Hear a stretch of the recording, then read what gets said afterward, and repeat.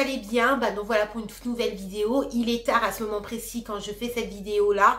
Je le fais juste avant d'aller embaucher au travail parce que je travaille de nuit. Donc voilà. Aujourd'hui, nous allons travailler sur le rôle AS, principalement sur le module 3 et 4. Cette vidéo m'a été longtemps demandée et j'ai trouvé ça sympa de pouvoir le faire via cette vidéo. Si vous regardez cette vidéo avant le 17 février, vous avez l'occasion de me réclamer en version PDF les questions qui vont être posées sur cette vidéo. Donc il n'y aura pas les réponses, mais vous allez pouvoir le récupérer en m'envoyant par email une demande pour avoir ce contenu-là. Pourquoi c'est intéressant de l'avoir en PDF? Parce que comme vous pouvez le constater, je ne sais pas si vous allez pouvoir le voir, par exemple, notamment là on va travailler sur le risque cardiovasculaire, et c'est une feuille comme ça qui se présente dans laquelle vous pouvez mettre la définition, quels sont les facteurs, quels sont les signes cliniques et quelles sont les pathologies cardiaques le plus connues, citées en 3. Et donc voilà, ces feuilles-là vont vous permettre tout simplement de réviser votre rôle, les définitions, les facteurs de risque de la pathologie, etc. Donc voilà, n'hésitez pas si on est avant le 17 février. Après le 17 février, ne m'en voulez pas, mais je n'enverrai pas de version PDF, tout simplement parce que je reçois plein d'emails, plein de demandes et ça me prend énormément de temps. Et comme vous le constatez, je travaille, j'ai aussi une vie de famille et donc c'est compliqué pour moi de faire cela à long terme. Quoi qu'il en soit, vous avez cette vidéo, donc cet exercice-là sera en vidéo, je vais vous poser des questions, n'hésitez pas à y répondre et ensuite, à la fin, il y aura bien évidemment la correction. N'hésitez pas à mettre sur pause tout au long de la vidéo pour prendre le temps de répondre aux questions et au fur et à mesure, si vous avez mal entendu une réponse ou une question, vous pouvez revenir en arrière et n'hésitez pas surtout à prendre des notes parce que ce sont des questions-réponses qui peuvent être demandées en examen. Donc voilà, ici c'est pas une chaîne faux, c'est une chaîne réelle qui vous aide vraiment pour votre examen de nouveaux référentiels, mais aussi pour les auxiliaires de vie, première année infirmière, etc. Et j'en passe. Voilà, pour ceux qui ne me connaissent pas, je fais brièvement une présentation. Pour ceux qui me connaissent, n'hésitez pas à avancer un petit peu la vidéo pour passer à la suite. Moi, c'est Héloïse Margotteau, je suis passionnée du monde soignant. J'ai créé cette chaîne maintenant il y a 1 an lorsque le nouveau référentiel a été mis en place aide-soignant pour pouvoir aider les élèves, mais aussi aider les aides-soignants, pardon, excusez-moi, je tousse encore, à pouvoir se remettre à la page, un peu comme je fais moi-même, ça fait toujours du bien. N'hésitez pas, si vous avez des questions, à me joindre par mail. Vous avez aussi cette possibilité de prendre un rendez-vous. Ce rendez-vous sert à réviser ou avoir des questionnements ou travailler des cas cliniques ou à la veille d'un examen ou pour le module 8. Peu importe, n'hésitez pas, vous avez un lien en bas pour pouvoir réserver vos rendez-vous. Il reste très peu de dates pour le mois de mars, mois de février, il n'y en a plus. Donc voilà, n'hésitez pas à aller jeter un petit coup d'œil. Je fais aussi des fiches de révision, vous pouvez les commander via mon email, demander. Et puis aussi, il y a aussi les fameux PDF qui sont sur Amazon Kindle. Vous allez retrouver le module 3 et 4, des questions-réponses qui sont très riches et qui peuvent passer en examen. Vous avez le module 2, vous avez le module 1, vous avez... Bon, allez-y, jetez un coup d'œil, sinon la vidéo ne finira plus. Et c'est parti pour l'exercice. On va parler des risques emboliques pulmonaires. Les questions, il y en a 4. Donc, je vous invite à bien écouter les questions, de répondre aux questions. Et à la fin de la vidéo, vous aurez bien évidemment la correction. Donc, qu'est-ce que c'est qu'une embolie pulmonaire? Donnez-moi la définition. Avec vos mots, pas obligé de faire du copier-coller. Essayez de répondre aux questions sans aller voir Google ou Goulou. Voilà. Mais voilà, essayez vraiment de faire par rapport à vous. Donc, la définition de l'embolie pulmonaire. Quels sont les facteurs de risque d'une embolie pulmonaire? Troisième question. Quels sont les signes cliniques d'une embolie pulmonaire? Et troisième question, quelle action aide-soignant, un patient souffrant d'une embolie pulmonaire est sous oxygénothérapie? N'hésitez pas à mettre sur pause à présent, à bien noter les questions et prendre le temps d'y répondre. À vous de jouer.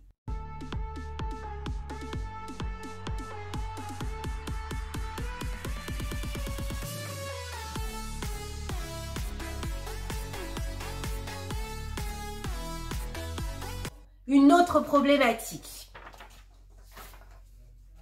Ah, celui-là, on l'a vu et on l'a vu plus d'une fois. Donc, normalement, vous êtes rodé. Risque d'escar. Donc, les questions sont, donnez-moi la définition d'un escar. Quels sont les facteurs de risque, les conséquences, quels sont les stades, quels sont les signes cliniques et actions AS en prévention ou bien lorsque l'escar est installé. À vous de jouer.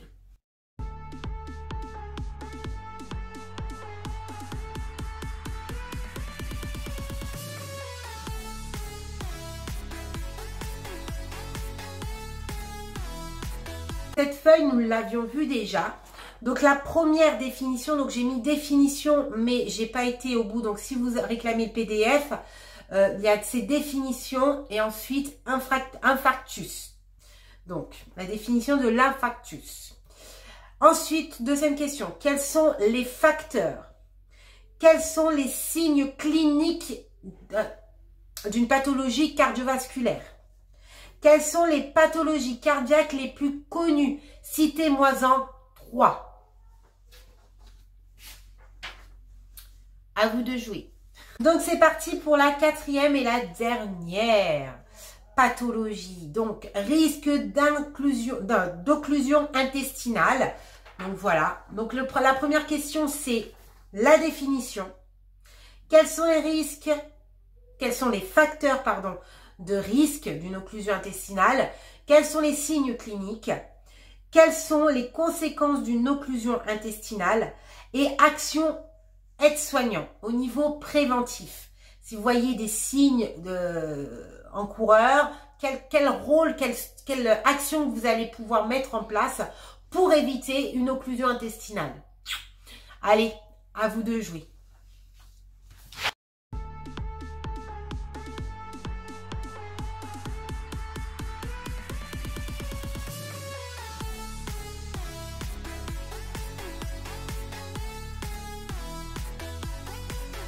Parti pour la correction, on va commencer par les risques cardiovasculaires. La première question, donc n'hésitez pas à mettre sur pause si vous n'avez pas eu le temps de répondre afin de pouvoir répondre aux questions sans voir la réponse qui va être là tout de suite maintenant. La première question, c'est définition de l'infarctus. Un infarctus, c'est quoi? C'est une nécrose des tissus d'un organe à la suite de un arrêt prolongé, brutal ou non, de la vascularisation. Deuxième question, quels sont les facteurs de risque? Alors, il y en a beaucoup, donc n'hésitez pas à les mettre en commentaire si vous en avez d'autres, mais moi je vais mettre ce qui est en général. Donc, mauvaise alimentation, manque d'activité physique, le tabac, l'alcool, l'usage nocif de l'alcool. Donc, ça, ce sont les facteurs de risque les plus fréquents. Il y en a bien évidemment d'autres, n'hésitez pas à les mettre en commentaire. Au niveau des signes, donc vous allez avoir douleur thoracique, essoufflement, fatigue, palpitations, perception des battements du cœur qui sont lents, rapides ou même irréguliers, évanouissement, perte de connaissance, syncope, sensation de vertige, nausée et vomissement, douleur dans un membre, engourdissement ou même des crampes d'un muscle. Au niveau du rôle AS, en fonction des signes cliniques, vous allez pouvoir mettre des actions en place. Déjà par rapport à la douleur thoracique, évaluation de la douleur, essoufflement, fatigue. Donc rassurer le patient, le mettre en position assise et bien évidemment prendre les paramètres vitaux. Évanouissement, donc c'est pour ça qu'il est important de le mettre en position assise pour éviter tout évanouissement, qui se cogne, qui tombe, etc. Nausée et vomissement, donc s'il a des nausées, le premier réflexe qu'une aide-soignante devrait avoir, c'est de lui apporter de quoi vomir, un haricot, une bassine, peu importe, mais quelque chose avec du papier, des mouchoirs, etc. Douleur au niveau des membres et entourdi ou crampe d'un muscle, pareil, mettre position assise, évaluer la douleur et prévenir l'IDE. C'est une urgence vitale. Avant même de prévenir l'IDE, il faut que vous mettiez des choses en place. Le patient, lui, va ressentir qu'il y a quelque chose qui ne va pas chez lui. Donc, il va stresser, ce qui va amplifier un stress et qui va amplifier son état général. Donc, votre premier rôle est déjà, dans un premier temps, le mettre en position assise, lui donner un petit verre d'eau, le calmer, le rassurer, lui mettre la sonnette à disposition, évaluer la douleur, prendre ses constantes et ensuite alerter l'IDE immédiat. Au niveau de l'escar, on va aller très rapidement, sinon la vidéo va être beaucoup trop longue. Si c'est trop long pour vous, vous en avez ras la chaussette, mettez sur pause, vous revenez plus tard, il n'y a pas de souci. Donc au niveau de risque d'escar, donc la définition, c'est l'escar est une lésion cutanée d'origine ischémique liée à une compression des tissus mous entre les saillies dures et le plan, entre le plan dur et les saillies osseux. Bon, je mélange les pinceaux. Donc, au niveau des facteurs de risque, alors souvent, ce sont quand les personnes sont alitées ou bien en fauteuil souffrant de handicap, ce qui leur permet pas de se mouvoir assez régulièrement. Donc, du coup, ils vont avoir une position souvent dans un plan dur. Notamment, je parle des personnes en chaise roulante. Enfin, voilà. C'est souvent ces facteurs de risque qui le sont plus le courant. Aussi, une personne alitée qui a aussi une alimentation qui n'est pas appropriée, qui s'hydrate mal, et on sait très bien que lorsqu'on est alité et qu'on s'alimente mal et qu'en plus on s'hydrate mal, eh bien la peau, bah ça prend un coup et les risques d'escar sont plus élevés. Au niveau des stades, donc il y a bien 4 stades, hein. Vous avez la rougeur, hein. Ensuite, une fois que la rougeur est arrivée, c'est la flictène, la nécrose, et puis après là c'est une nécrose plus profonde où ça devient plus compliqué. Quels sont les signes cliniques? Donc au niveau des signes cliniques, vous allez avoir la peau rougeâtre, peau noire aussi, hein, vous voyez, hein, la nécrose, plaie chronique ou même gonflement, peau tendre, cloque remplie de pus, flictène. Enfin, vous avez plein de signes cliniques. N'hésitez pas à les mettre en commentaire pour pouvoir aussi échanger entre vous. Là, c'est une aide pour votre examen, pour avoir le maximum d'éléments. En sachant que quand on vous pose une question en examen, en général, il faut que vous mettez entre 5 réponses. Donc là, on est bon. Au niveau des actions, bah, les actions, c'est la prévention d'escar. Bien évidemment, quand la rougeur apparaît, on arrête de faire de l'effleurage à l'huile. On fait du coup, on soulage un petit peu les points d'appui à travers ce qu'on appelle des coussins anti-escar, enfin voilà, ou bien un matelas anti-escar, hein, qu'on trouve souvent en EHPAD, comme vous pouvez bien le voir. Donc surveillance de la peau cutanée, un apport riche au niveau alimentaire, hydratation, solliciter le patient ou le résident à bien s'hydrater et d'avoir minimum 30 minutes par jour d'activité physique. Je dis bien 30 minutes, ça peut être de la marche, des mouvements de jambes, etc. Si une personne est alitée, bien évidemment, il va falloir le solliciter ou lui faire changer de position assez régulièrement dans la journée.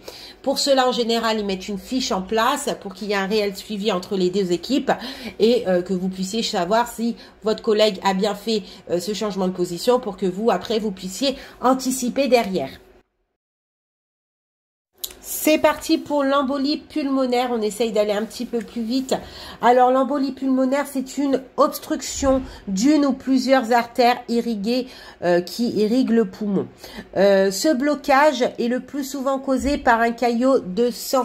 Alors, souvent, quand il y a une personne qui souffre de phlébite, qui a une phlébite installée, on lui demande justement de pas se mouvoir, de rester en position assise, ne pas bouger, parce que le caillot peut facilement migrer dans les poumons et il faut savoir qu'il y a des toutes petites veines pulmonaires et c'est là justement que arrive l'embolie pulmonaire le plus fréquemment. Quels sont ces facteurs donc de risque? Les facteurs de risque de l'embolie pulmonaire, donc la survenance d'une embolie pulmonaire est favorisée par souvent l'intervention chirurgicale et tout particulièrement les interventions orthopédiques, gynécologiques, obstétricales. Et pour cancer, les traumatismes, chocs, fractures, phlébites, etc. N'hésitez pas à mettre aussi tous les éléments aussi en commentaire. Quels sont les signes cliniques? Bah, essoufflement, douleur thoracique, crise, ça peut être... Elle peut être aussi confondue avec la douleur thoracique causée par les crises cardiaques. Ça, c'est super important, hein. Toute douleur thoracique est une alerte et on ne doit pas prendre ça à la légère. Toux, donc la toux peut être associée à une production de sang ou même d'expectoration, hein. Ça c'est super important, d'expectoration striée de sang, donc avec la présence de sang.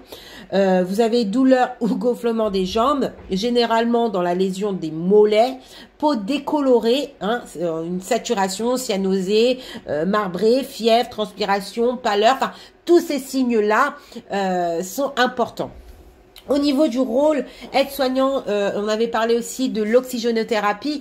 Donc le rôle aide-soignant, ça va être quoi? Ça va être prise de paramètres vitaux, évaluation de la douleur, hein, ça c'est super important au niveau de la douleur thoracique.